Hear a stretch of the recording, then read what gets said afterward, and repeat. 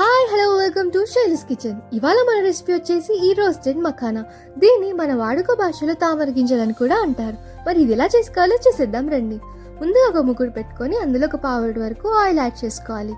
ఆ తర్వాత అందులోకి ఒక పావు స్పూన్ వరకు పసుపు యాడ్ చేసుకోవాలి. యాడ్ చేసిన తర్వాత అందులోకి ఒక స్పూన్ వరకు కారము మరియు ఒక స్పూన్ వరకు ఉప్పు యాడ్ చేసుకొని ఒకసారి బాగా మిక్స్ చేసుకోవాలి.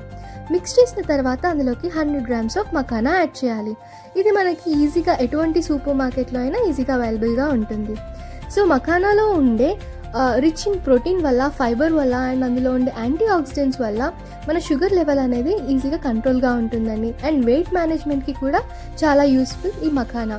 ఇందులో ఉండే తక్కువ క్యాలరీస్ వల్ల అసలు 0 to 0.5 వరకే క్యాలరీస్ ఉంటాయండి. సో తిన్నా కూడా మనం వెయిట్ అనేది ఎక్కువ పెరగము.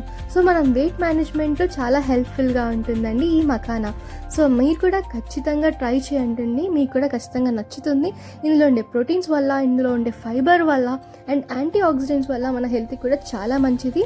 ఎటువంటి క్యాలరీస్ లేని ఈ హెల్దీ స్నాక్ని మీరు కూడా ఖచ్చితంగా చేసుకొని ట్రై చేయండి, మీకు కూడా నచ్చుతుంది. Hope you like it and try it. Like, share and subscribe to support. Thank you.